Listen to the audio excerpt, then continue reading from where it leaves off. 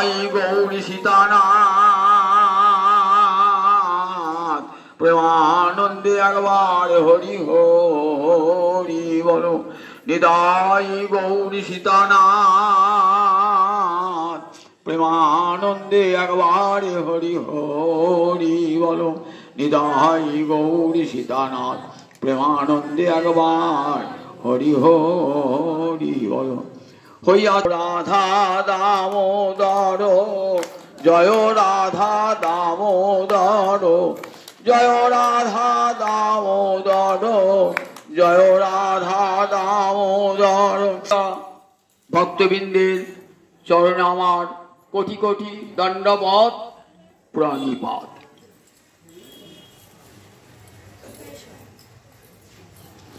ব্রহ্মা ভগবান কৃষ্ণকে স্তুতি করে বলছেন, ব্রহ্মমোহন লীলাতে যখন কৃষ্ণ মায়ায় মোহিত হয়েছিলেন, মোহিত হয়ে বলছেন প্রপঞ্চং নিষ্প্রপঞ্চভি বিড়ম্বয়সী ভূতলে প্রপন্ন জনতানন্দ সন্দহং প্রথিতুং প্রভু। ছোট্ট গোপাল গৌরচরণ রাখাল, তাকে সৃষ্টিকর্তা ব্রহ্মা সম্বোধন করছেন প্রভু বলে। কাকে প্রভু বলে? কর্তুম অকর্তুম অন্যথা কর্তুম সমর্থ। যিনি করতে পারেন, না করতে পারেন, অন্যথা করতে পারেন, তাকে বলে প্রভু। ওই গোচারণরত ওই বালককে, রাখাল বালককে সৃষ্টিকর্তা ব্রহ্মা প্রভু বলে সম্বোধন করছেন। বলছেন প্রভু তুমি তো এই বলছেন তুমি আমাকে প্রভু বলে সম্বোধন করছো কেন? তুমি তো সৃষ্টিকর্তা ব্রহ্মা, আর আমি তো একটা রাখাল বালক, নন্দঘোষের ছেলে। বলছেন তুমি এ জগতের লোক নও, এ জগতে লোক নই, তাহলে এ জগতে এসেছি কেন? বললেন প্রপঞ্চং নিষ্প্রপঞ্চবি। নিষ্প্রপঞ্চ, প্রপঞ্চ মানে মায়ার জগৎ, নিষ্প্রপঞ্চ মানে যেখানে মায়া যেতে পারে না, তাকে বলে নিষ্প্রপঞ্চ। তা বলছেন নিষ্প্রপঞ্চ অপি, তুমি মায়াতীত অর্থাৎ মায়ার জগতের বাইরে, তথাপি তুমি প্রপঞ্চের অনুকরণ করো। প্রপঞ্চং বিড়ম্বয়সী, এই মায়ার জগতের মানুষের অনুকরণ করো তুমি। যদিও তুমি মায়ার জগতের মানুষ নও, মায়ার জগতের বাইরে মানুষ। গোলক বৃন্দাবন বৈকুণ্ঠের, সেটা তো মায়া যায় না। বৈকুণ্ঠ মানে কি? কোনটা মানে মায়ার ধর্ম যেখানে যায় না তা কি বলে বৈকুণ্ঠ। এই জগতে অনন্তকারী ব্রহ্মাণ্ড জুড়ে মায়া আছে, কিন্তু বৈকুণ্ঠে গোলকে মায়ার অধিকার নাই, তাই তো নাম বৈকুণ্ঠ। কুণ্ঠা মানে মায়ার ধর্ম যেখানে নাই তাকে বলে বৈকুণ্ঠ। তাহলে মায়াতীত লোক, জগতের লোক তুমি এসেছো মায়ার জগতে, এসে মায়ার জগতের মানুষের মতন লীলা করছো তুমি। প্রপঞ্চং বিড়ম্বয়সী, নিষ্প্রপঞ্চ বলে তুমি নিষ্প্রপঞ্চ হয়েও প্রপঞ্চং বিড়ম্বয়সী, এই জগতের মানুষের মতো লীলার অনুকরণ করছো কেন গো? তা বললেন প্রপন্ন জনতা আনন্দ, তোমার চরণে যারা হে গোবিন্দ, আমি তোমার হলাম বলে তোমার চরণে যারা শরণাগত, প্রপন্ন মানে গোবিন্দ চরণে শরণাগত, যারা গোবিন্দ ছাড়া কিছুই জানেন না, তাদেরকে কি বলে? প্রপন্ন বলে। প্রপন্ন জনতা, জনতা মানে জনানাং সমূহ, অনেক মানুষকে কি বলে? জনতা বলে। প্রপন্ন জনতা অনন্তকারী ব্রহ্মাণ্ডের অনন্ত মানুষ বলে, তারা তোমার চরণে প্রপন্ন হয়ে রয়েছে। তাদের আনন্দ সন্দহং প্রথিতুম, তাদেরকে আনন্দ দান করবার জন্য তোমার এই লীলা। গোলকের লীলাকে নামিয়ে আনলেন ভূলোকে। যে লীলাটা গোলকে, তাকে নামিয়ে আনলেন ভূলোকে। গোলকেও তো এই লীলা আছে, কিন্তু গোলকে সেই লীলা এত শোভা নাই। বললেন ভূলোকে গোবিন্দ লীলার যেমন শোভা মাধুর্য, গোলকে লীলা এত মাধুর্য নাই। কেন নাই? একটা সাদা রূপোর পাত্রে যদি একটা হীরের টুকরো রাখেন, দেখবেন শোভা পাচ্ছে না। দুটোই তো এক রং, দুটোই এক রং, হীরেটাও সাদা আবার রূপোর পাত্রটাও সাদা। ওই হীরের টুকটাকে সরিয়ে দিয়ে যদি একটা ইন্দ্র নীলমণি রেখে দেন তাহলে কেমন ঝকঝক ঝকঝক করে রূপোর পাত্রে ইন্দ্র নীলমণি। তাহলে এই যে প্রপঞ্চময় জগৎ, এখানে গোবিন্দের লীলাটা কেমন অপূর্ব মাধুর্যময় হয়ে উঠেছে। এই মৃন্ময় জগতে চিন্ময় লীলা বড় অপূর্ব লীলা। মৃন্ময় জগতে ভগবানের যত কিছু লীলা সব চিন্ময় লীলা। তো জীবকে কৃপা প্রপন্ন জনতা, তার চরণে যারা প্রপন্ন হয়েছে তাদেরকে কৃপা করবার জন্য, তাদেরকে আনন্দ দান করবার জন্য তার এই লীলা। যত যত লীলা, দামবন্ধন থেকে লীলা, রিঙ্গন লীলা, দামবন লীলা, অসুর মোহন লীলা, সব ভগবান রাসলীলা, দোল খেলা, সব কিছু ভগবানের গোবিন্দ সমস্ত জগতের জীবকে আনন্দ দান করবার জন্য। ভক্তানাং বিনোদার্থং করমি বিবিধা ক্রিয়া। আমার যদিও কোনো কর্ম নাই, তথাপি আমি কেন কর্ম করি জানো? আমার ভক্ত আনন্দিত হবে বলে। ভক্তানাং বিনোদার্থং করমি বিবিধা ক্রিয়া। আমার ভক্তগণকে আনন্দ দান করবার জন্য আমি কত লীলা করে থাকি। রাসলীলাটাও ঠিক তেমনি ভক্ত চিত্তে আনন্দ দান করবার জন্য ভগবানের এই অপূর্ব লীলা। রাসলীলা শুনতে গেলে আগেই জানতে হবে কার গোবিন্দকে, আর যার সঙ্গে খেলা করছে সেই গোপীগণকে। এটি না জানলে কিন্তু রাসলীলাটা শোনাটা ব্যর্থ হয়ে যাবে। প্রথমেই সুখদেব বলেছেন ভগবান পিতারাত, কৃষ্ণ না বলে বলেছেন ভগবান। তাহলে ভগবানের সঙ্গে লীলাটা হচ্ছে। ভগবান ভগবান মানে ভগবানের ঐশ্বর্য, তাতে মতু প্রত্যয় করে ঐশ্বর্য আছে যার, ছটা ঐশ্বর্য ভগবানের। ছটা ঐশ্বর্য কি কি? ঐশ্বর্যস্য সমগ্রস্য বীর্যস্য যশস্য। সমগ্র ঐশ্বর্য, সমগ্র বীর্য, সমগ্র যশ, সমগ্র শ্রী, সমগ্র জ্ঞান, সমগ্র বৈরাগ্য, সমগ্র বলে 4 না 8 না 10 না নয়, সমগ্র যার মধ্যে আছে। এই 6টা ঐশ্বর্য আর 4টে মাধুর্য, রূপ মাধুর্য, বেণু মাধুর্য, লীলা মাধুর্য, প্রেম মাধুর্য। 4টে মাধুর্য আর 6টা ঐশ্বর্য পূর্ণরূপে গোবিন্দের রয়েছে। সেই গোবিন্দের সঙ্গে গোপীদের লীলা। এবার গোপিকারা মনে হবে তো, দেখুন গোপিকারা, গোপীরা কি এই জগতে মেয়ে নাকি? বললেন না গো না, গোপীরা এই জগতে মেয়ে। তাহলে গোপীরা কারা? কৃষ্ণ হতে গোলকে রাধা রানীর আবির্ভাব, কৃষ্ণের বাম অঙ্গ হতে রাধাই আবির্ভাব। কৃষ্ণ ভাবছে আমার সেবা করবে কে, কার সঙ্গে খেলা করব? যেই গোবিন্দের সঙ্গে সংকল্প, সঙ্গে সঙ্গে গোবিন্দের বাম অঙ্গতে রাধা রানীর আবির্ভাব। রাধা এসেছেন কি জন্য? কৃষ্ণ সেবা করাবার জন্য। অন্তর ইচ্ছা রসরাজ গোবিন্দের রসতৃষ্ণা চরিতার্থ করবেন, কিন্তু একা রাধানী পারছেন না, বহু কান্তা বিনা নহে রসের উল্লাস। তাই এক রাধানী কি করলেন? অনন্ত হলেন। এক রাধানী অনন্ত কোটি গোপী হলেন এক রাধানী। তাহলে কৃষ্ণ হতে দেখুন রাধারানী, আর রাধারানী হতে সব গোপীগণ। তাহলে গোবিন্দ কার সঙ্গে খেলা করছেন? গোবিন্দ নিজের সঙ্গে নিজের খেলা করছেন। গোপী মানে গোবিন্দ, গোবিন্দ যা গোপীও তাই। গোবিন্দের হ্লাদিনী শক্তি পৃথক, আপনার গান গাইবার শক্তি, চলবার শক্তি সেটা কোথায় আছে? আপনার মধ্যে আছে। আপনি শক্তিমান। আপনার শক্তিটা যখন মূর্তি ধারণ করে তখনই সেটা হবে, তখনই আপনার সঙ্গে তার বিলাস হবে। ভগবানের হ্লাদিনী শক্তি মানে আনন্দদায়িনী শক্তি, এটা তো সবচেয়ে ভগবানের সঙ্গে আছে। এবার তার যখন অমূর্ত রূপে আছে তখন ভগবানের মধ্যে আছে। আর যখন ভগবানের লীলা বিলাস করার অধিকার হয়, ইচ্ছা হয়, তখন ভগবানের থেকে পৃথক হন। তাই কবিরাজ গোস্বামী কেমন শুদ্ধ বলছেন, রাধা কৃষ্ণ এক আত্মা দুই দেহ ধরি। একটা আত্মায় একটা দেহ থাকে।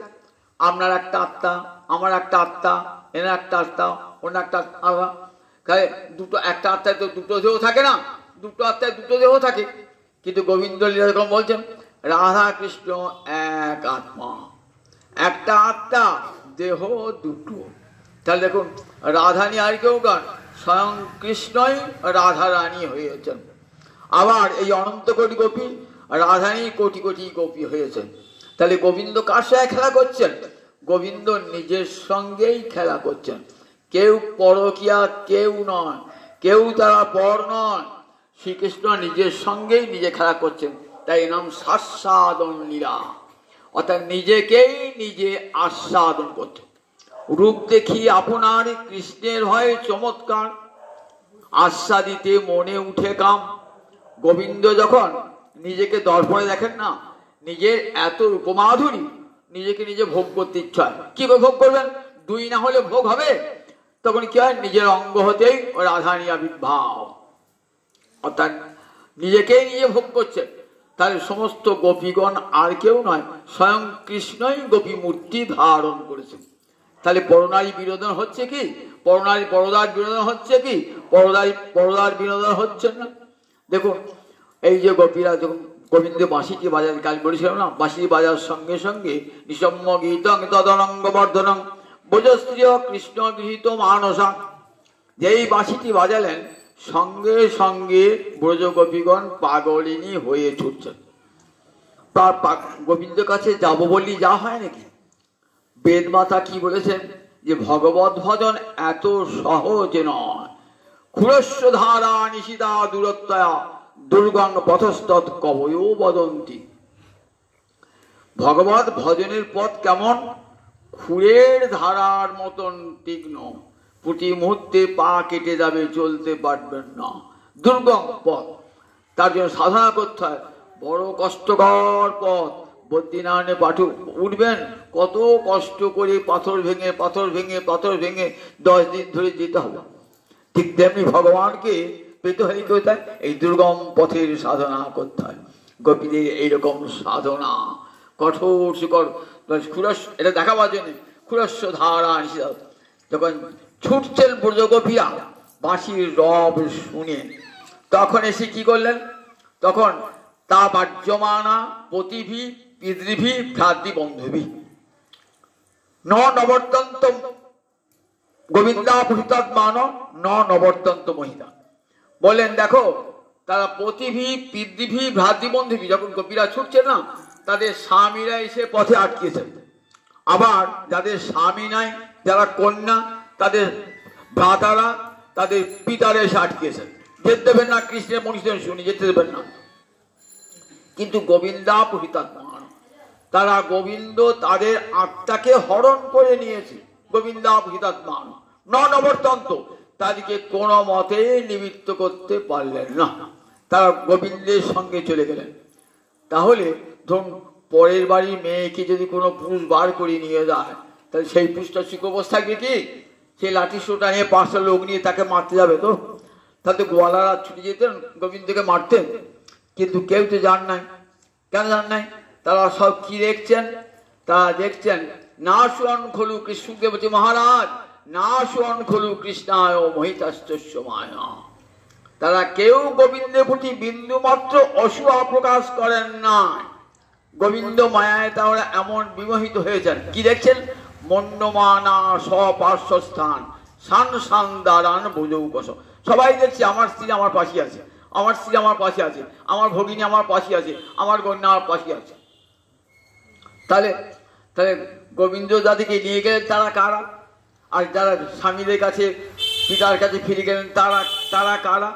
বলেন যোগমায়ার আমার লীলা কৌশল নয়, লীলা কৌশলে একদল কল্পিত গোপী।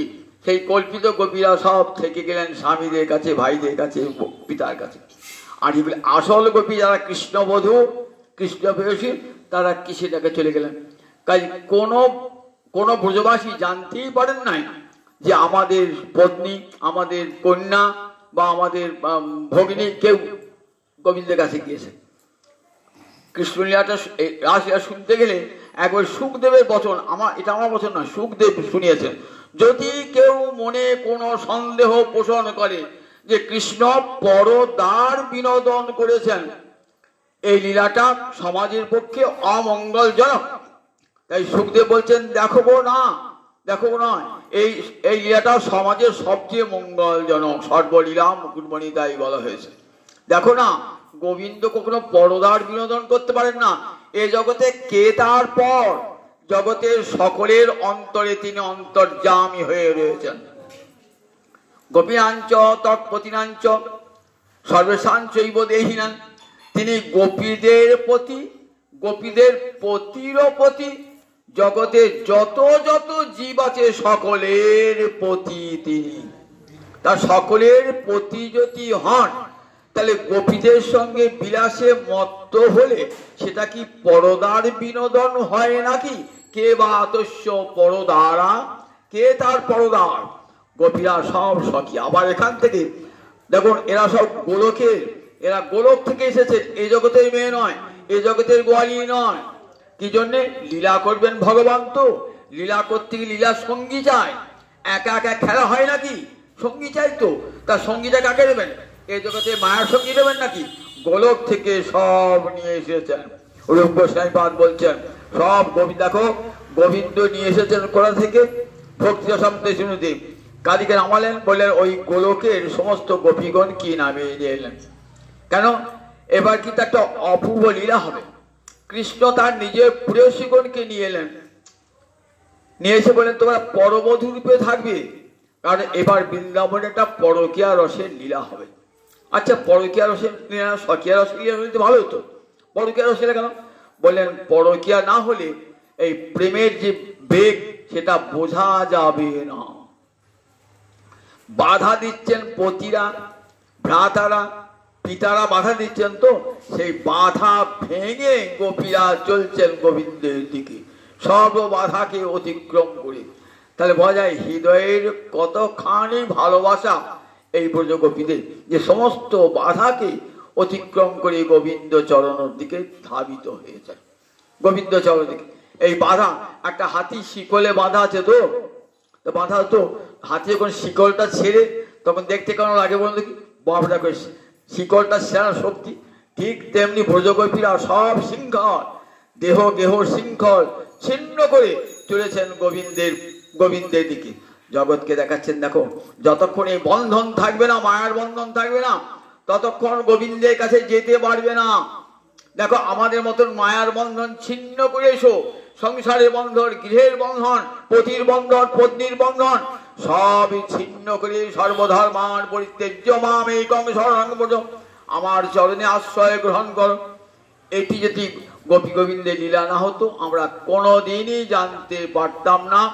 গীতার বাণী অপূর্ণ থেকে যেত, যে বাণীতে বাণী থেকে যেত তার জগতে উদাহরণ থাকতো না।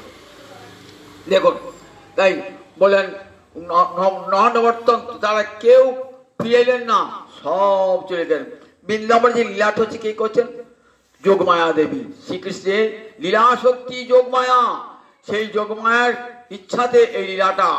ভগবান পিতা রাত্রি শারদোৎফুল্ল মল্লিকা বিক্ষরন্তু মনশ্চক্রে যোগমায়াম উপাসিত। যোগমায়া ভগবানের লীলা শক্তি যোগমায়া। আজ যোগমায়াকে আশ্রয় করেছেন ভগবান অধিক রূপে, যে যোগমায়া তুমি লীলা করবে, আজকে আমাকে নিয়ে লীলা করাবে, আমার যাতে সুখ হয় তাই করবে। যোগমা তো সেবিকা, কৃষ্ণের সেবিকা, শিহরি শক্তি। চণ্ডী পড়ে যাবে, চণ্ডীতে কি বলা হয়েছে? ভগবান শিহরি যে যোগনিদ্রা, ভগবান শিহরি শক্তি। শক্তিমানের সেবা করে, সে সবসময় শক্তিমানের আশ্রিতা। শক্তি কখনো পৃথক হন না, শক্তিমানের আশ্রিতা। তাদিকে মা দুর্গাকে কি বলেছে? নারায়ণী নমস্তুতে। তিনি নারায়ণের শক্তি, সব সময় রাখবেন তিনি নারায়ণী, নারায়ণের শক্তি বলে তিনি নারায়ণী। শক্তি কি করে? শক্তি সবসময় শক্তিমানের আশ্রিত। আপনার যে গান করবার শক্তি, চলবার শক্তি, বলবার শক্তি, খাবার শক্তি আপনার মধ্যে আছে, আপনার আশ্রিত। আপনি যদি মনে করেন আমি চলবো, তাহলে শক্তি চলবে। আমি যদি মনে করেন চুপ বসে থাকবো, চুপ বসে থাকবে। তাহলে শক্তিটা কার অধীন?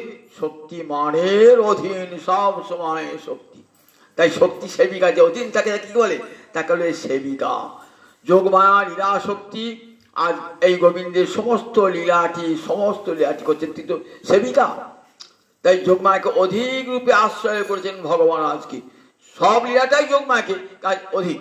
বলছে আমি শুধু আনন্দ আস্বাদন করবো, যা কিছু করার তুমি করবে। যোগমায়া সব সাজিয়ে রেখে দিয়েছেন, জগৎ প্রপঞ্চে অভিনয় করবেন, অভিনয় সব ব্যবস্থা, সব ব্রজগোপীগণকে পরবধূ সাজাবো। তোমার বাঁশির ডাকে সবাই ছুটবে, সবাই জানবে যে ঘরের বউ ছুটে গেল গোবিন্দের কাছে, কিন্তু কেউ ঘরের বউ না, তোমারই প্রেয়সী তারা আজ পরকীয়া সাজাবো, আমি তাদেরকে পরকীয়া সাজাবো। তাই যোগমায়া কি করছেন, যারা কৃষ্ণবধূ, ভাগবতে বলা হচ্ছে কৃষ্ণবদ্ধ, তারা সব কৃষ্ণবধূ, কৃষ্ণের প্রেয়সী, কেউ কিন্তু পরদার নন, পরস্ত্রী নন, সবই কৃষ্ণের বধূ। কিন্তু অপূর্ব ব্রজবিনু ইহার অন্যত্র নাহি বাস। ব্রজবিনু বলেন পরকীয়া ভাবে, চৈতন্য চৈতন্য ভালো করে বলবেন, কবিরাজ গোস্বামী ভেঙে সুন্দর বুঝিয়ে দিয়েছেন। পরকীয়া ভাবে অতি রসের উল্লাস, ব্রজবিনু ইহার অন্যত্র নাহি বাস। পরকীয়া ভাবে কি হয়, রসের উল্লাস হয়। রাম অবতারে সীতার ভালোবাসা দেখেছেন, কত ভালোবাসা। তখন গভীর রামচন্দ্রের মনে মনে হয়েছে, সীতা তো আমার স্ত্রী, বৈধরূপে পরিণীতা স্ত্রী, বন্ধুচ্চারণ করে নিয়েছি, তা অন্তরে ভালোবাসা আছে কি না আছে বুঝবো কেমন করে। সংসারে বিয়ে হয়ে যা স্ত্রী আসে, স্বামীকে ভালোবাসতে হয়, এটা ধর্ম, না হলে সমাজ লোকে শাস্ত্রের নিন্দা করে। অন্তরে ভালোবাসা না থাকলেও বাইরেও ভালোবাসা দেখাতে হয়। কিন্তু মনে হয় যদি আচ্ছা আমার সঙ্গে সম্পর্ক না থাকতো তাহলে কেমন ভালোবাসতে পারতো। রামচন্দ্রের অন্তরে ইচ্ছা জেগেছিল যে আচ্ছা সীতা দেবী কি আমাকে আমার সম্বন্ধে অনুগত না হয়ে আমি যদি তার স্বামী না হতাম আমাকে ভালোবাসতে পারতো, আমাকে প্রিয় জ্ঞানী। সেই বাঞ্ছা পূর্ণ হলো গোবিন্দ লীলায়, কৃষ্ণ লীলায়। নিজেরই রাধারানী এবং রাধারানী কর্তৃক সৃষ্ট সমস্ত ব্রজগোপী তারা কৃষ্ণ প্রেয়সী, এক রাধারানী অনন্ত রূপিণী হয়েছেন। কেন হয়েছেন? আপনি যখন অন্ন খান, শুধু অন্ন দিলেই আপনি খেতে পারেন? অন্যের সময় কী দিতে হয়, তরকারি দিতে হয়, ডাল দিতে হয়, ভাজা ভুজি দিতে হয়, তবে তো খাবেন আপনি। তা রাধা সহ ক্রিয়া রস আস্বাদন কারণ, রাধারানী প্রেমে আস্বাদন করবেন, কিন্তু একলা রাধা থাকলে হবে না।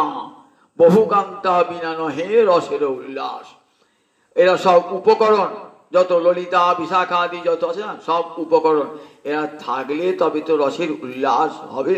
তাই রাধারানী হতেই কৃষ্ণ সেবা মনোবৃত্তি সখী আশবাস। গোবিন্দ রাধার যখন ইচ্ছে হয়েছে এই সেবাটা করব, তখন সঙ্গে সঙ্গে রাধারানী অঙ্গতে একটা গোপী, এক ললিতা, এক বিশাখা, তুঙ্গবিদ্যা, সুদেবী, কত কত কোটি কোটি গোপী রাধারানী অঙ্গতে। তাহলে দেখুন পরিষ্কার, দেখুন পরনারী, কোথাও পরনার বিনোদনের কথা নাই, পরনারী বিনোদনের কথাও নাই। গোবিন্দ নিজের সঙ্গে নিজে লীলা করছেন। এই যে বাঁশির ডাক শুনলেন না, বললেন অন্তগৃহগতা কাশ্চিৎ গোপ্যলব্ধ বিনির্গমা। বললেন কিছু কিছু গোপী যেতে পারলেন না, অন্তর্গৃহগতা কাশ্চিৎ গোপ্য অলব্ধ বিনির্গমা। অলব্ধ বিনির্গমা যেতে বাইরে যেতে পারলেন না কোনো কোনো গোপী। তারা কি করলেন, তাদের স্বামীরা তাদেরকে আটকে রেখেছে অবরুদ্ধ। তারা সেখানে কি করলেন, দদ্ধুর মিলিত লোচনা, তারা ধ্যানে বসলেন নিমিলিত নয়নে। ধ্যানে কি দর্শন করলেন, ধ্যানে ধেয় গোবিন্দকে দর্শন করলেন।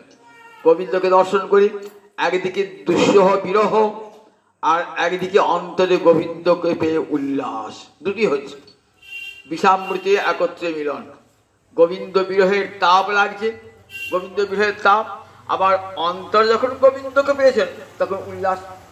তাতে কি হলো, দুঃসহ পৃষ্ঠ বিরহ তাপ অধুতা শুভ।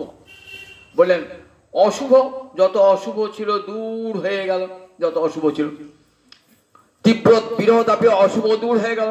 আর ধ্যান প্রাপ্ত অচ্যুত শ্লেষ, আর অচ্যুতের আশ্লেষ অর্থাৎ গোবিন্দের আলিঙ্গন ধ্যানেতে কি হলো, ক্ষীণ মঙ্গলা, সব মঙ্গল ক্ষয় হয়ে গেল। তাহলে শুভ এবং অশুভ দুটোই ক্ষয় হতে হবে। মঙ্গল অমঙ্গল দুটো ক্ষয় না হলে গুণাতীত হওয়া যায় না। তাই দুটি ক্ষয় গেল, মঙ্গল ক্ষয় হয়ে গেল, অমঙ্গল ক্ষয় হয়ে গেল। এইবার তারা কি করলেন, জহু গুণময় দেহ, তাদের গুণময় দেহ পরিত্যাগ করে চলে গেলেন।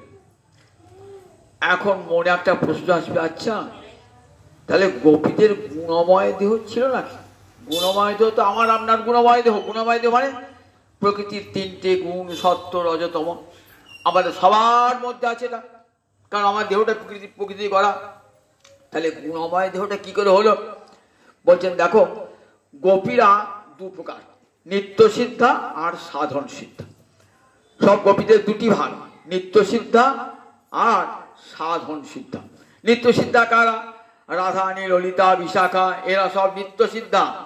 এরা কিন্তু কাত্যায়নী ব্রত করেন নাই, এদের বস্ত্রও হরণ হয় নাই। ভালো করে শোনা করুন, এরা নিত্য সিদ্ধা, সব সময় কৃষ্ণের সঙ্গেই আছেন।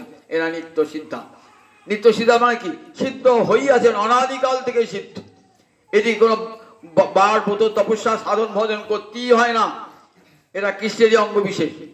আর সাধন সিদ্ধা মানে সাধন করে যারা গোপী দেহ পেয়েছেন, তাহলে সাধন সিদ্ধা। তাহলে গোপী দু প্রকার, নিত্য সিদ্ধা আর সাধন সিদ্ধা। নিত্য সিদ্ধা যারা, তারা গোবিন্দেরই অঙ্গ বিশেষ। আর সাধন সিদ্ধা সাধন করে যারা গোবিন্দকে পেয়েছেন। সাধন করে যারা পেয়ে তারা আবার তিন রকমের। কারা কারা? বলেন শ্রুতি পূর্বা, দেবী পূর্বা আর ঋষিচরী।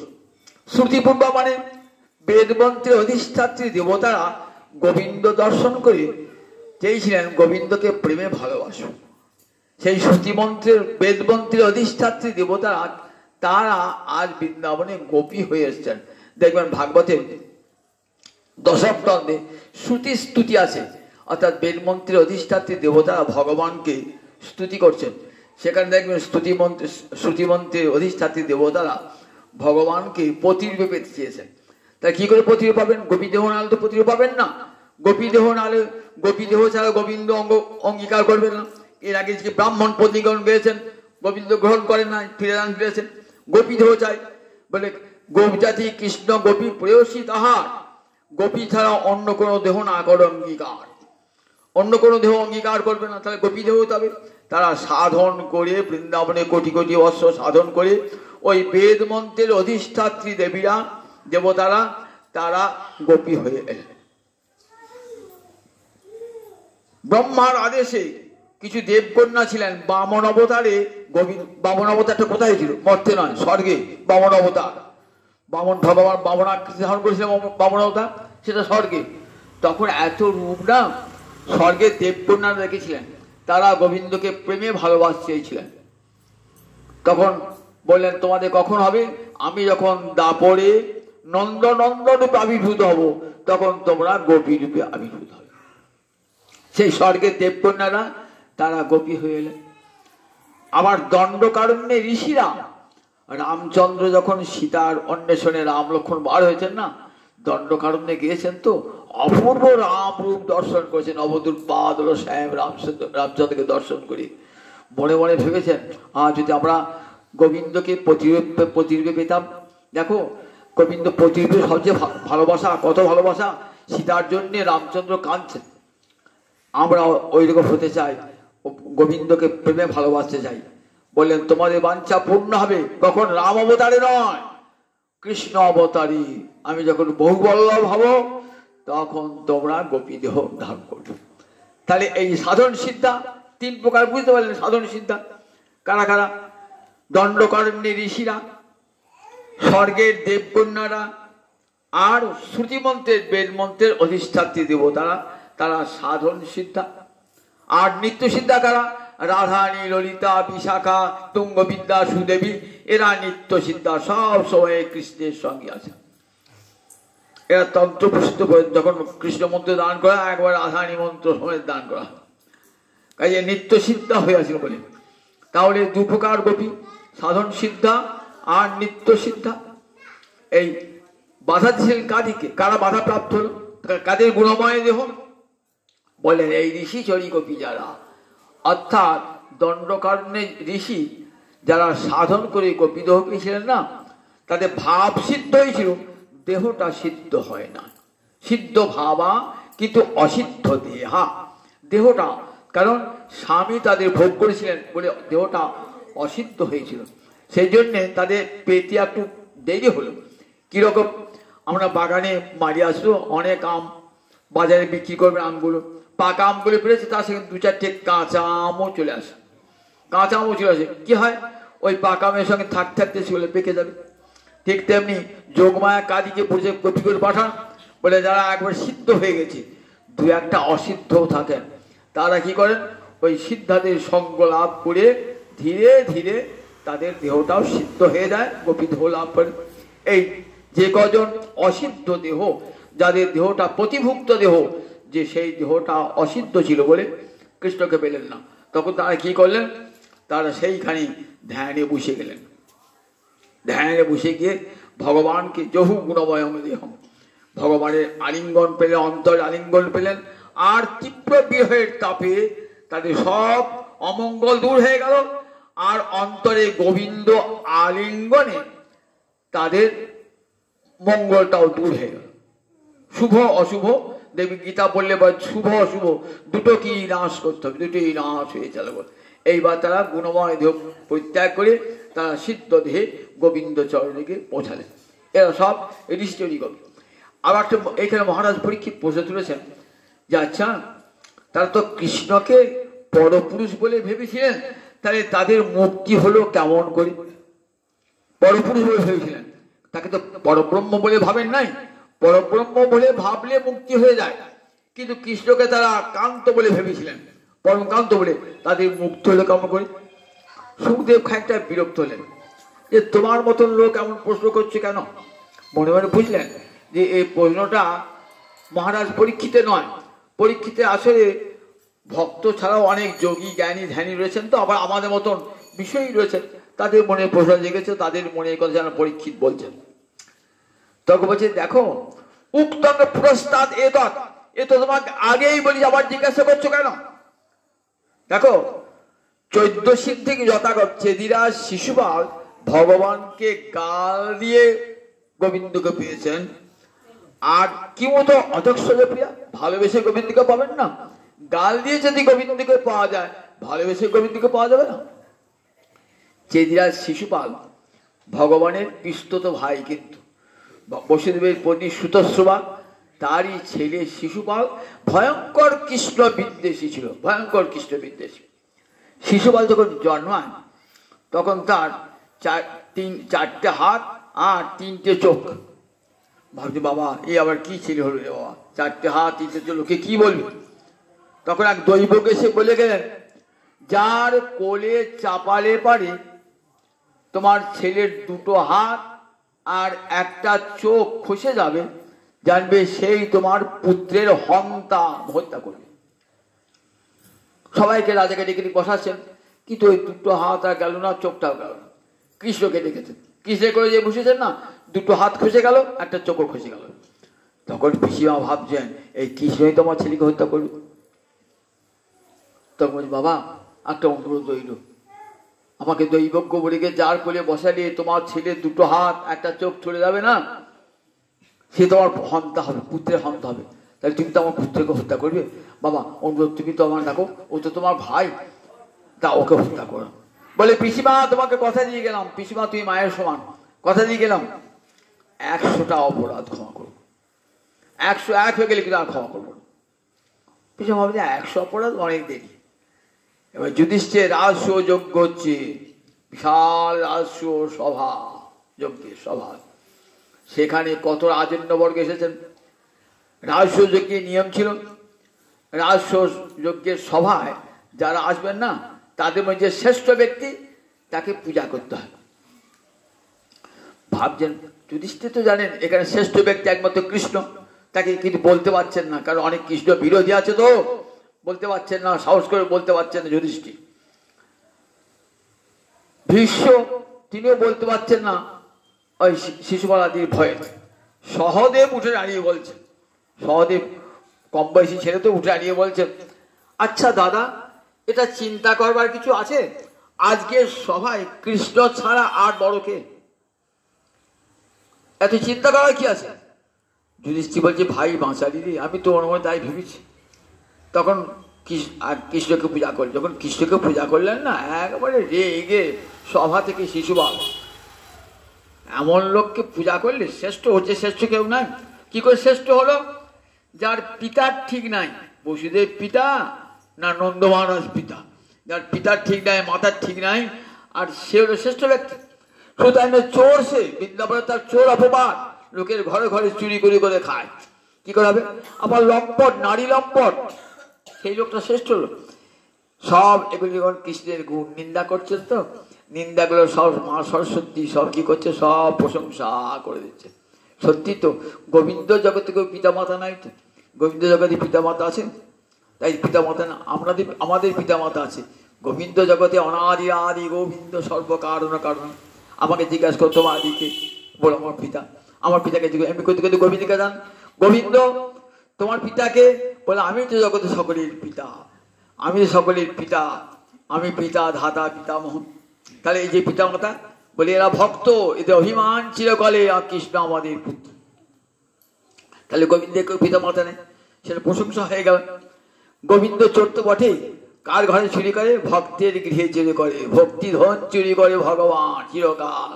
আপনি যদি নাও দেন না, মনে মনে ভাবেন গোবিন্দকে আপনার ঘরের জিনিস চুরি করে নিয়ে যাবে, কিন্তু অভক্তের জিনিস থেকে চেয়েও তাকাবেন না, আপনার ঘরের জিনিস চুরি করে ভগবান খাবেন। ব্রজবাসীরা যারা ভালোবাসেন তাদের ঘরের জিনিস চুরি করে ভগবান খান, কিন্তু অভক্ত যে, তার জিনিসের দিকে একবার চেয়েও তাকাবেন না।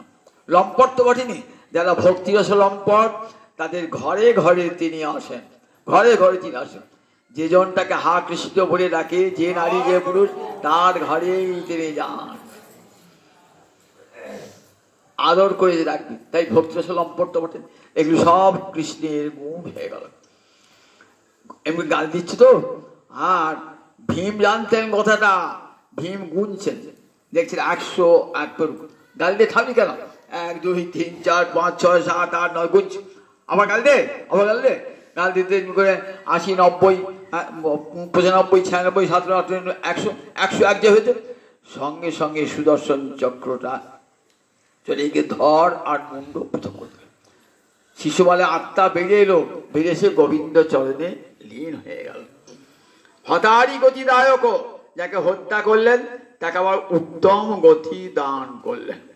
তাই দেখো, ভালো গাল দিয়ে মুক্তি পেয়ে গেল। সুখদেব বলছেন কৃষ্ণকে গাল দিলেও মুক্তি পাওয়া যায়, জানো তো? গাল গোবিন্দকে জিগর করে ছুটিয়ে যে কেন উপায় ন মনো কৃষ্ণে নিবেশ হয়, যে কোনো উপায়ে গোবিন্দকে মনটা নিবেশ করলেই হবে। সে পাপি হোক তাপি হোক, গাল দিয়ে যদি গাল দেয় পাপি, তারও মুক্তি হয়ে যাবে। কিরকম? উদ্ধবকে বলছেন 11 স্কন্ধে, অগ্নির উষ্ণতা বল। একটা প্রদীপ জ্বলছে, তো একটা, আপনি জ্ঞানী মানুষ, আপনি হাত দিয়ে ফেলেছেন, আপনার হাতটা পুড়িয়ে দিয়েছে। একটা ছেলে আগুন দিতে যাচ্ছে, দিয়ে গিয়ে আগুনটা হাত দিয়েছে।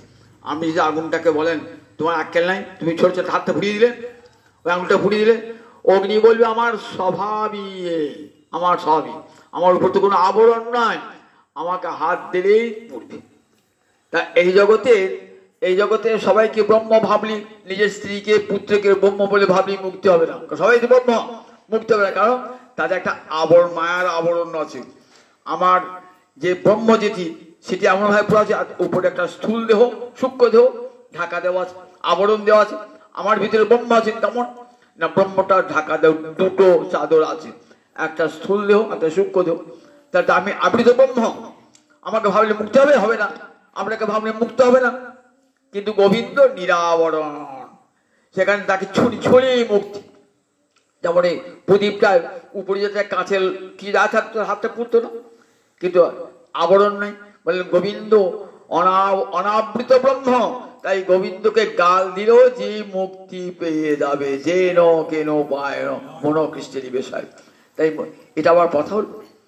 এইবার ব্রজগোপীগণ ছুটে চলেছেন কৃষ্ণের কাছে। গোবিন্দ ছুটে গিয়েছেন তো কোথায়? নির্জন রাসৌরি বলে একটি স্থান বৃন্দাবনে আছে, রাসৌরি, রাসস্থলী। সেখানে যমুনার তীরে সমস্ত গোপীগণ মিলেছেন, কোটি কোটি গোপী মিলিত হয়েছেন। গোবিন্দ নারী আছেন, বাঁশি বাজাচ্ছেন, মোহন মুরলী হাতে নিয়ে বাজাচ্ছেন। বিপিনে মিলল গোপনারী, হেরি হাসত গিরিবরধারী, বিপিনে মিলল গোপনারী, হেরি হাসত গিরিবরধারী। তখন বলছে, হাসছেন গোবিন্দ। গোবিন্দের অন্তরে ইচ্ছা যে গোপীরা তো আমাকে ভালোবাসে, ভালোবেসে আজ ঘর ছেড়ে এসেছে, কিন্তু ওদের নিজের মুখে শুনবো ভালোবাসার কথাটা। গোপীরা কোনোদিনই মুখ খুলে বলবেন না যে গোবিন্দ তোমাকে ভালোবাসে।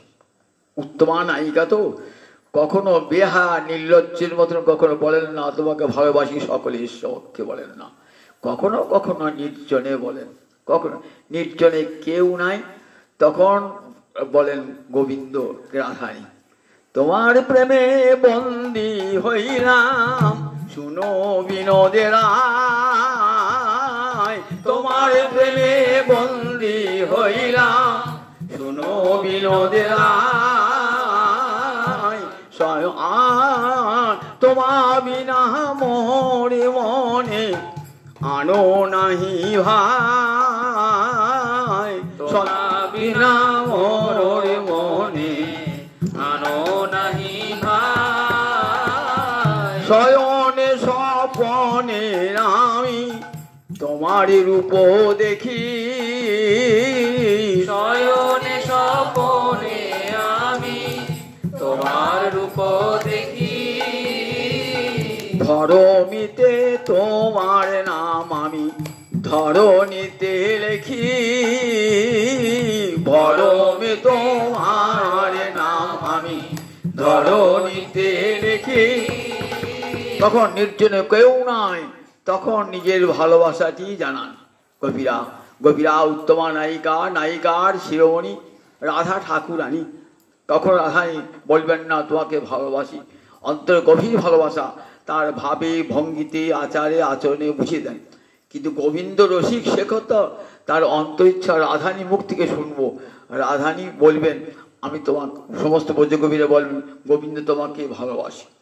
তাই ভাবলেন এমন করে কথাগুলি বলবো না যাতে বাচ ও পেশই বিমোহায়ন, এমন বাক্যের কৌশল, বাক্যের কৌশলে যাতে গোবিন্দের কৃষ্ণকে ভালোবাসি এটাই কথার বেরিয়ে আসে। এখন নায়িকাদের মধ্যে দু প্রকার নায়িকা, দক্ষিণা আর বামা নায়িকা, মূল নায়িকা। যারা দক্ষিণ নায়িকা সহজেই অনুকূল, তারা কৃষ্ণের, তাদের ওই মান অভিমান হয় না। আর বামা নায়িকা তাহলে উত্তমা নায়িকা তো কৃষ্ণের বামে থেকেও নয়নটা বা দিকে গিয়ে থেকে তাকাবেন না, বামে থেকেও, অথচ সুগভীর ভালোবাসা বামা নায়িকাদের। আজ ভাবছেন যে বামা নায়িকারাও বলুক আজকে গোবিন্দ তোমাকে ভালোবাসে, কিন্তু কখনোই ব্রজগোপীদের বুক ফাটে তবু মুখ ফোটে না, মুখ ফাটবে কিন্তু মুখ ফুটবে না, গোবিন্দ তোমাকে ভালোবাসি কথাই বলবে না।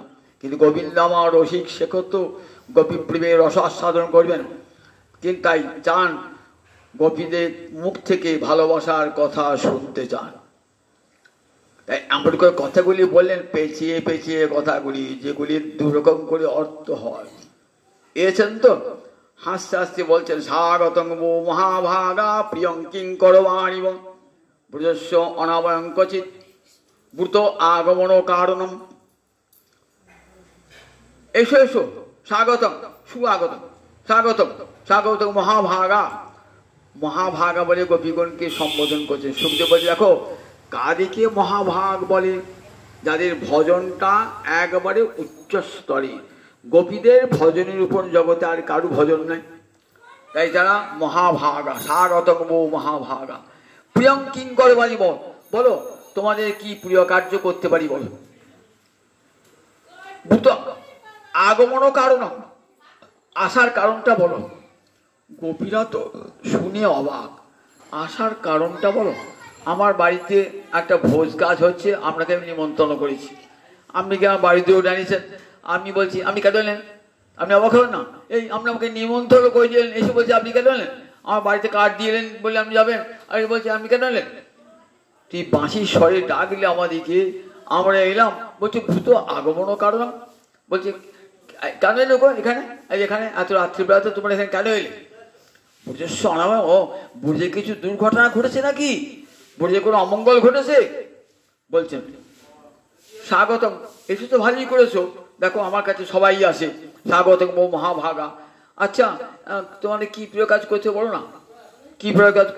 এটা কিন্তু ব্রাহ্মণ পত্নীগণকে বলেন নাই, তাদেরকে আসুন বসুন বলেছিলেন। গোপীগণকে তাও বসুন তাও বললেন না, বলছেন বলো কি প্রিয় কাজ করতে হবে তোমাদের, কি করলে তোমরা খুশি হবে। এগুলি বলছেন তো ভগবান বলছেন, আর গোপীরা ভাবছেন যে এই কি কথা বল, কৃষ্ণের মুখ থেকে শুনছি। মরমে মরে যাচ্ছেন তারা। গোসাই পা দেখেছেন কথাগুলি সব দুটি করে অর্থ হয়ে যায়, চারটে করে অর্থ দেখিয়েছেন, আমি দুটি করে অর্থের কথা শোনাচ্ছি। বললেন স্বাগতং মো মহাভাগা প্রিয়ং কিং গরগণ। গোপীগণকে স্বাগত জানি, এসেছো ভারী হয়েছে, দেখো তো গোপীগণ এত কাজ সুন্দর, জ্যোৎস্না রজনী, চতুর্দিকে আলোকের বাণ ডেকেছে, নির্জন রাত্রি, তোমরা এসেছো, বলো কি করলে তোমরা খুশি হবে, তোমার যা চাও আমি তোমাদের সেই বাঞ্ছা পূর্ণ করবো। আর একটাতে উদাসীন ভাব, তোমরা আমি কি প্রকার্য করতে পারি। তো আগমন কারণম, ও তোমরা এসেছো কেন, আমাকে ভালোবাসো বলে এসেছো না, তো আগমন কারণম। বুঝেছ অনাময়, বুঝের দিকে তাকাচ্ছ কেন, বুঝের দিকে তাকাচ্ছ, বুঝের দিকে তাকিয়ে আছে কবিরা। বুর্জের কোনো অনাময় হয় নাই, বুর্জের কোনো অকুশল হয় নাই, বুর্জের সবাই কুশল আছে। বুর্জের দিকে তাকাতে হবে, আমার দিকে তাকাও, বুর্জের দিকে তাকাতে হবে না। এটা একটি অর্থ হচ্ছে। আর গোপীরা বুঝছেন উল্টো অর্থটা, গোপীরা বলছেন যেন বুর্জের কোনো অমঙ্গল হয়েছে আমরা বলতে এসছি।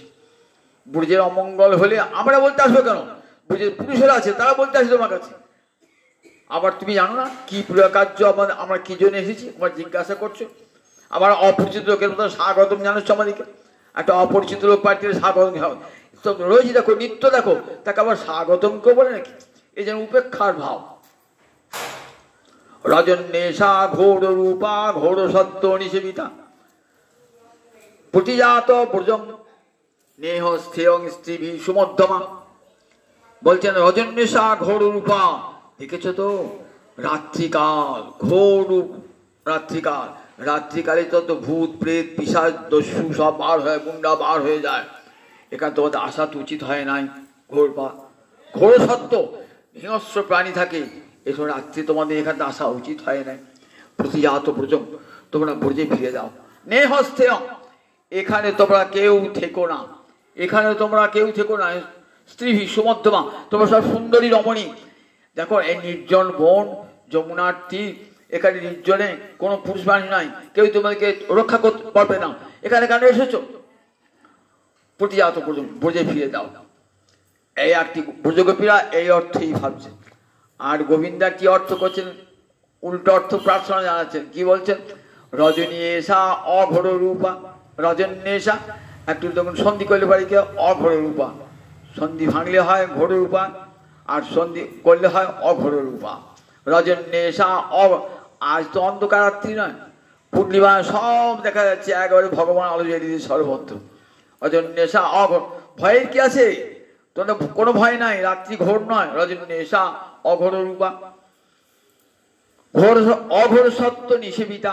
অঘোর, অঘোর মানে এখানে কোনো হিংস্র প্রাণী নাই, বৃন্দাবনে কোনো হিংস্র প্রাণী থাকে না।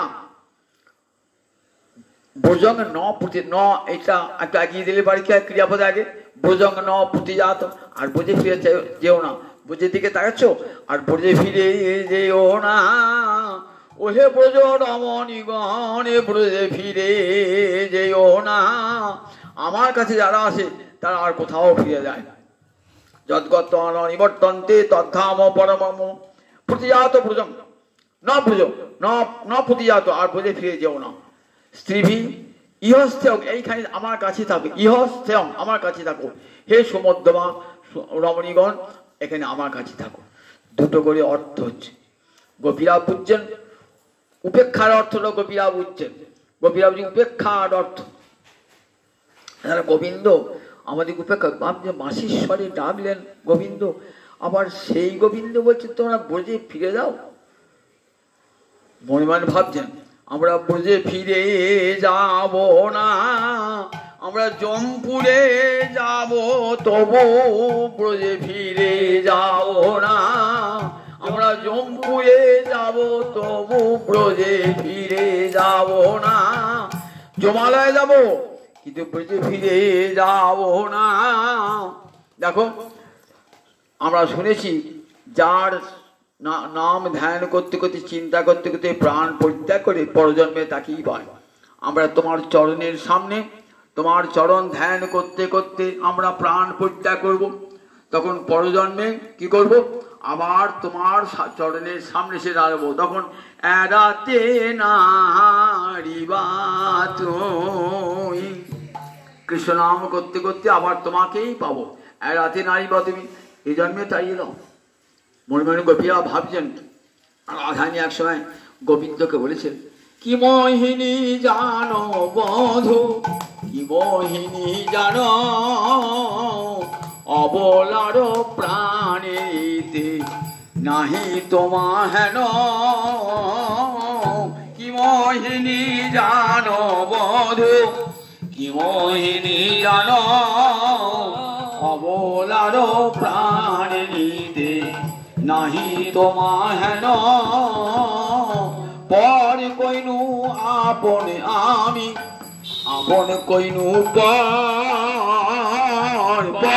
কইনু আপন আমি, আপন কইনু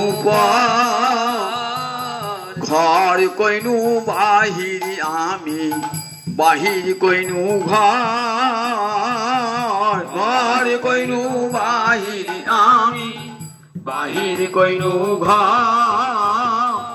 রাতি কইনু দিবস নামি, দিবস কইনু রাতি, রাতি কইনু দিবস আমি, দিবস কইনু রাতি। বুঝিতে নারিনু বধূ তোমার প্রীতি, বুঝিতে নারিনু আমি তোমার প্রীতি। তোমার প্রীতি কেমন বোঝা বড় শক্ত, স্বামীর প্রীতি গোবিন্দ বোঝা বড় শক্ত। কখনো হাসায় কখনো কাঁদায়, কৃষ্ণ প্রেমের এই তো রীতি। কখনো কাঁদায় কখনো হাসায়। কবিরাজ গোস্বামী কি বলছেন? বিষামৃতি একত্র মিলন। যখন বিষামৃতি, বিষ আর অমৃত একসঙ্গে মিলিত কৃষ্ণ প্রেমের, অমৃত পেলে কি হয়? আনন্দ হয়। আর বিষ পেলে বিষের শরীর জর্জরিত হয়, অন্তর আনন্দময়, অন্তর আনন্দ হয়। আর বাহ্যে বিষ জ্বালা হয়। কৃষ্ণ প্রেমে হেরে অদ্ভুত চরিত। কবিরাজ গোস্বামী বলছেন, কথাগুলি কি দামি দামি কথা বলুন একবার, চৈতন্য পরে দেখবেন। কৃষ্ণ প্রেমে হেরে অদ্ভুত চরিত, বাইরে বিষ জ্বালা হয়, অন্তর আনন্দময়। কৃষ্ণ প্রেমার অদ্ভুত চরিত। বাইরে বিষ জ্বালা হয়, যখন কৃষ্ণকে পায় না তখন অন্তরে ভয়ঙ্কর বিষ জ্বালা হয়। আর যখন অন্তরে ধ্যানেতে গোবিন্দকে পায় তখন অন্তরটি আনন্দময় হয়ে যায়। কৃষ্ণ প্রেমার অদ্ভুত চরিত, এই যেন বিষামৃতে একত্রে মিলন। তপ্ত ইক্ষু চর্বণ, একটা আখ কত মিষ্টি বলুন দেখি, তাকে যে গরম আগুনে সিদ্ধ করে যদি আমাকে দেওয়া হয়, খেতে মিষ্টি কিন্তু জিভ পুড়ে যাচ্ছে, খেতে মিষ্টি। তপ্ত ইক্ষু, তপ্ত ইক্ষু দেখুন, আবার যেন ইক্ষু, তপ্ত ইক্ষু চর্বণ। এই যে কৃষ্ণপ্রেমের আস্বাদন যেন তপ্ত ইক্ষু চর্বণ। তাই পুজো কবিরা ভাবছেন, গোবিন্দ তোমার প্রেম পূজা করো সব। দেখো বন্ধু, তুমি যদি নিদারুণ হও, দাঁড়াও আমার সম্মুখে নিদারুণ হইয়া। বন্ধু তুমি যদি নিদারুণ হও, বন্ধু যদি তুমি মোরে নিদারুণ হও, তুমি মোরে নিদারুণ হও। মরিব তোমার আগে দাঁড়াইয়া, মরিব তোমার আগে দাঁড়াইয়া। দেখো তোমার সামনে আমরা প্রাণ পরিত্যাগ করবো। কত পতি ভগবান, যাও, নারীর সবচেয়ে বড় ধর্ম হলো পতি সেবা। দেখো তোমাদের পতিরা তোমাদের জন্য উৎকণ্ঠিত হয়ে আছে, ছেলেরা শিশুরা কাঁদছে। এই যে শিশুরা কাঁদছে বলছেন তো, যারা ব্রজগোপী আছেন এসেছিলেন যারা, তাদের কোনো সন্তান ছিল না, তাদের কোনো সন্তান সন্ততি ছিল না। সন্তান সন্ততি থাকলে তারা কখনো নায়িকা গোপী হতে পারে না। এগুলি ঠাট্টা করে গোবিন্দ বলছেন। যাও তোমার বিলে ফিরে যাও। দেখো তারা পরে শিশুকে খাওয়াতেন বলে বলছে আর কি, যাও ফিরে যাও। কত উপদেশ দিচ্ছেন, বলছেন ঠাকুর বাঁশিটি বাজিয়ে এসে এখন ধর্মের কথা শোনাচ্ছ, ধার্মিক সেজেছ, অত ধর্মের কথা। যখন বাঁশি বাজিয়েছিলে তখন তো ধর্মের কথা মনে ছিল না, যে নারীর কুল ছাড়াচ্ছি। আবার এখন যখন ঘর ছেড়ে এলাম তখন বলছো স্বামী সেবা করো গিয়ে ঘরে, স্বামীকে, তোমাদের স্বামীরা চিন্তা করে। আবার বলছে না না, বোনের তাকে তাকাচ্ছ কি চিন্তা করছো, এখনই বিচিন্নন্তি, তোমার স্বামীরা ভ্রাতারা পতিরা খুঁজছে, কেউ খুঁজবে না, যপস্যন্ত ন পর্ততি, তারা খুঁজে তোমার দেখতে আমার কাছে আছো তো জানতেই পারবে না, যোগমায়া এমন পরিবেশ করেছে তার দেখতে জানতেই পারবে না। এমনি করে একদিকে উপেক্ষা বলছেন, একদিকে মনে হচ্ছে উপেক্ষা, আর একদিকে প্রার্থনা। গোপীরা বলছেন, গোপীরাও উত্তর দিয়েছেন, কত সুন্দর করে গোপীরা উত্তর দিয়েছেন। বলছেন যেতে বলছো, পাদ পদম্ন চলতস্তব পাদ মূলাত, তোমার চরণ মূলেতে আমাদের চরণে যে হে চলে না, তোমার চরণে মূলে হতে চরণে যে চলে না, তোমার চরণে মূলে হতে চরণে যে চলে না, তোমার চরণে মূলে হতে চরণে যে চলে না, পাদ ন চলতস্তব পাদ মূলাত, তোমার চরণ মূল থেকে তোমার চরণের দাসী অশুল্ক দাসিকা হও বলি তো আমরা এসেছি।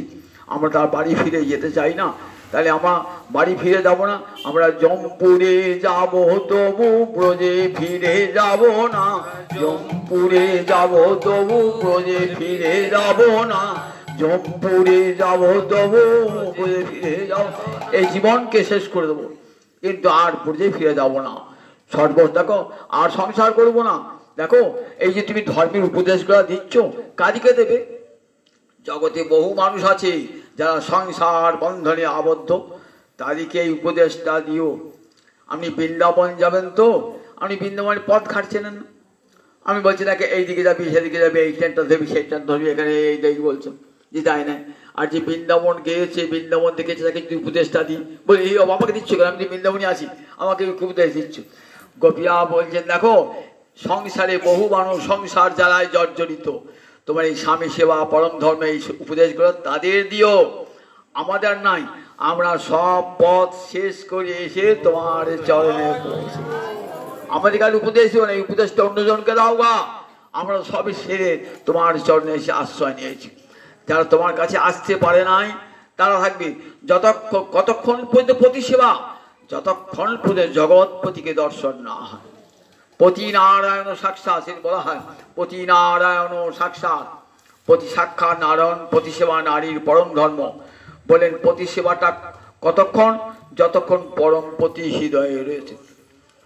পতিকে সেবা করছেন, পতি সেবা পরোক্ষে গোবিন্দকে সেবা করছেন। একটা পতি সেবা কতক্ষণ হয়, যতক্ষণ গোবিন্দ পরমপতি হৃদয়ে আছেন। যেই পরমপতি চলে গেলেন হৃদয় থেকে, তখন আর কার সেবা হবে? তখন তো আপনি ঘরে রাখবেন তাকে, শ্মশানে গিয়ে পুড়িয়ে দিয়ে চলে আসবেন। তাই এতক্ষণ কার সেবা হচ্ছিল? পরমপতিরই সেবা হচ্ছিল। পরমপতিকে দেখতে পাচ্ছি না, তারই প্রতিনিধি স্বরূপ পতিকে সেবা করছিলাম। যেই পরমপতি দর্শন হয়ে গেল আর তো পতি সেবার প্রয়োজন নাই। পতি সেবা ওই পরমপতি সেবার দ্বার স্বরূপ, আমরা সেই পরমপতিকে পেয়ে গেছি। সুতরাং পতি সেবা যেমন ধর্ম, এটা বোঝাতে শোনা।